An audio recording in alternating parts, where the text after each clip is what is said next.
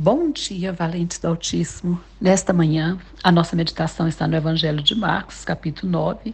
Vamos ler a partir do versículo 21, que diz assim: Perguntou Jesus ao pai do menino: Há quanto tempo isso lhe sucede? Desde a infância, respondeu, e muitas vezes o tem lançado no fogo e na água para o matar. Mas se tu podes alguma coisa, tem compaixão de nós e ajuda-nos.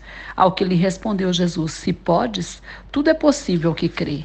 E imediatamente o pai do menino exclamou com lágrimas: Eu creio, ajuda-me na minha falta de fé. Vendo Jesus que a multidão concorria, repreendeu o espírito imundo, dizendo-lhe: Espírito mudo e surdo, eu te ordeno, sai deste jovem e nunca mais tornes a ele.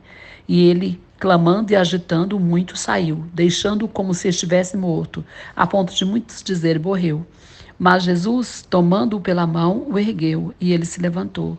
Quando entrou em casa, os seus discípulos lhe perguntaram em particular: Por que não podemos nós expulsá-lo? Respondeu-lhes: Esta casta não pode sair senão por meio de oração e jejum.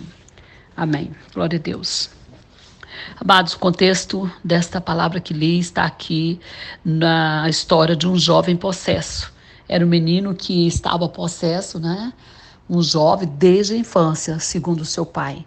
E eu queria destacar aqui nesse texto 3 coisas importantes para nós.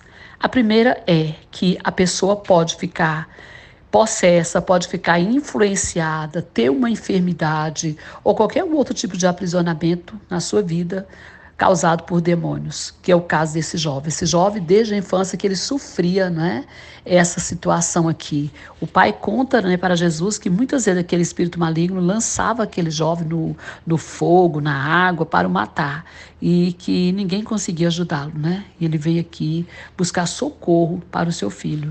Então, precisamos ter atenção. Às vezes tem algumas situações em nossas vidas que não se desenrola, tem situações que ficamos presos há anos. Pode ser uma enfermidade física que médico nenhum consegue resolver, medicina nenhuma, medicamento nenhum. Pode ser um problema pessoal mesmo, financeiro. Nós precisamos buscar discernimento de Deus se aquela situação não está sofrendo uma influência maligna sobre ela, para que o Senhor possa nos libertar. Porque uma coisa é você estar doente fisicamente, de uma doença orgânica que você trata com a medicina. Outra coisa é você estar sendo possesso de um espírito maligno. Isso aí só Jesus pode realmente curá-lo. Só Jesus, se é espiritual, vai ter que ser resolvido espiritualmente. Então nós temos que ter esse discernimento, buscar esse discernimento.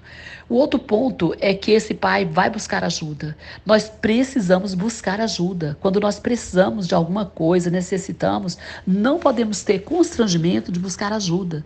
Muitas pessoas ficam sofrendo situações terríveis e não buscam ajuda. Elas nunca buscam ajuda. Talvez por estrutura de orgulho, por medo, dificuldade de se expor, sei lá o quê, mas não buscam ajuda. Se você está necessitando de uma ajuda, busque a ajuda de um profissional, busque a ajuda de um pastor, busque a ajuda de uma pessoa que é capacitada para te ajudar. Mas não fique aí no cativeiro, não fique aí amarrado, aprisionado, sem buscar ajuda. Não, por que você faz isso?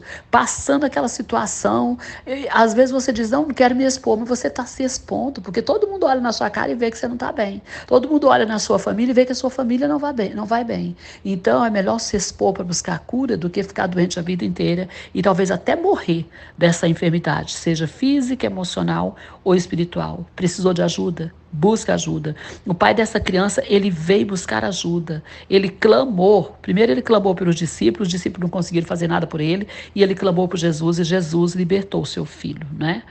E o terceiro ponto que eu quero colocar aqui é que Jesus, ele pode nos libertar e nos curar de qualquer coisa, seja física, seja emocional, seja espiritual. Então nós precisamos compreender que nós temos um Deus que é soberano, que é poderoso, que nos liberta e que nos cura.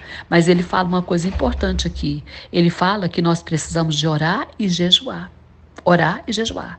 Olha o que ele diz aqui no versículo 29, quando o pai questiona por que os discípulos não conseguiram ajudá-lo. E ele fala, respondeu-lhes, esta casta não pode sair senão por meio de oração e jejum. Então, o nosso fortalecimento em Cristo, o enchimento do Espírito Santo, o poder e a autoridade que recebemos de Deus, vem da busca também nossa ao Senhor, através da oração e do jejum. Amém? Que o Senhor te abençoe, que o Senhor abençoe sua casa, sua família, que o Senhor abençoe o Brasil e as nações. Pastora Vênia, Goiânia, Goiás.